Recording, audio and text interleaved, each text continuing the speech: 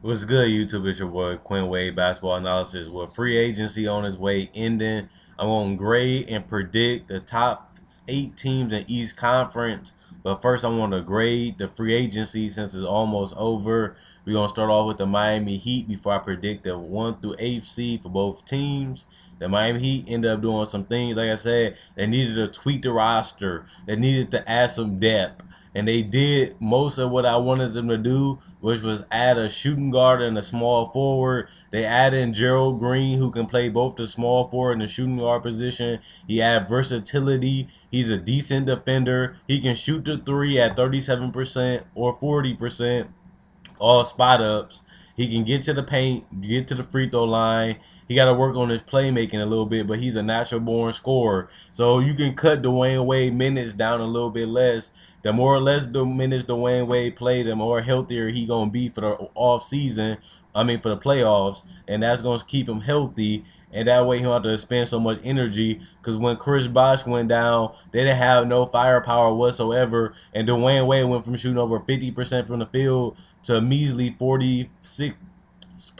And then he only got worse as the season kept going down. Now with Gerald Green and Justise Winslow, it allows him to play more smoothly, take less minutes on the court, and also keep him more healthier for the playoffs. And then another thing, they draft Justise Winslow with the 10th pick. He had a decent summer league, putting up double digits in most of his games, shooting a decent percentage, attacking, showing his shot, and he gonna have to keep improving. Same with Shabazz Napier. He's gonna have another season to get healthier, the score more baskets, hopefully get more playing time. Because you're gonna Gordon Dragic is gonna get at least 30+ minutes. Mario Chalmers might get 15 to 20. So Shabazz Napier might not get that many minutes again this year.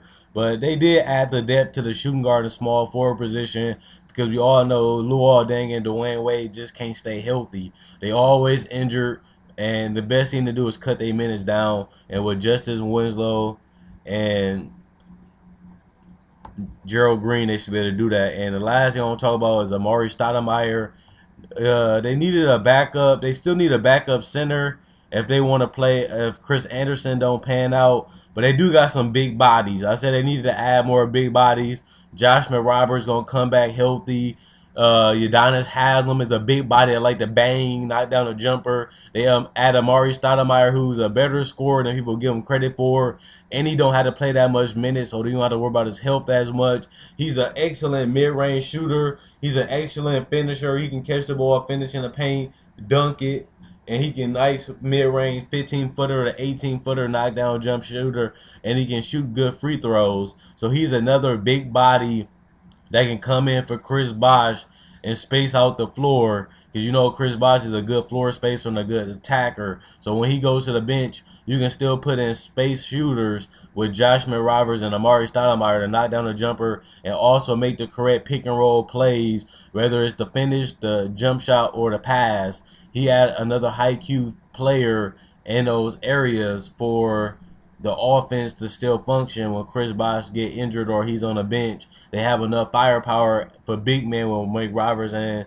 Amare to facilitate that offense and keep it going when Chris Bosh and Hassan Whiteside go to the bench. And Hassan Whiteside, another thing to talk about is his off season. He got another off season to develop, add more to his game, be a better finisher, be a better post-up player, be better defender. So he's going to come back more healthier, more hungrier, because he's in his contract year. He's going to want to play harder, better, and that's going to make him play even better, because he's going to want to prove that he's a max $15-17 million guy, and he's going to want the Miami Heat to pay him as much money as possible. So you're going to have to see a hungry Hassan Whiteside coming in. So that's going to help them be even harder to beat, because he's going to want to prove himself again and get the most money he can get. So it's going to be hard to beat the Miami Heat next year. They're going to be a top 4 team in the East easily if they stay healthy. And like I said, they got the depth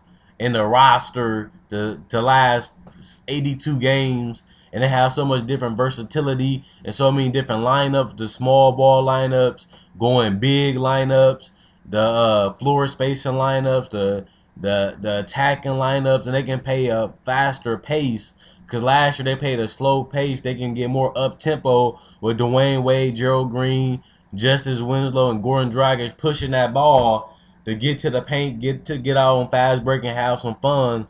They need to push the ball, get some easier, faster buckets next year. Because last year it was just too slow, too grind out. They got the young, athletic players now. Even with the younger players that I don't even mention, they have some young, athletic players on this team that can get out. Tyler Johnson is one of them.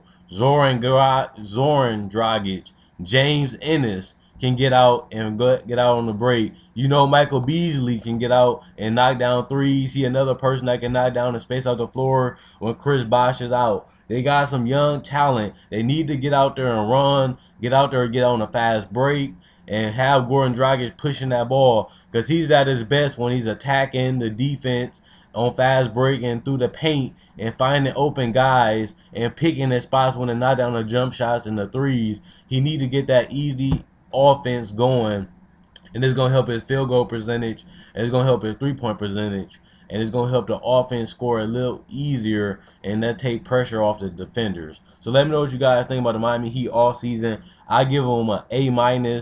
It's pretty much perfect, because James Ennis and them going to develop and come back better. Hassan Whiteside going to develop more, come back better. Dwayne Wade get a whole offseason to be healthy. Same with Luol Deng. You add in more depth to the shooting guard, small forward. Add another big body with Amare Stoudemire, Michael Beasley. Then you got Josh McRoberts coming back healthy, another facilitator, knockdown mid-range shooter, and playmaker in a pick and roll. So the Miami Heat going to be tough to beat when healthy. They should be a top 3, top 4 team in the East, recurring, major injuries to Bosh or Wade or Gordon Dragic. Comment, like, subscribe, and share. Let me know what you guys think in the comment section below. Quinn Wade, Basketball Analysis, signing out. And let me know what you guys think in the comment section below.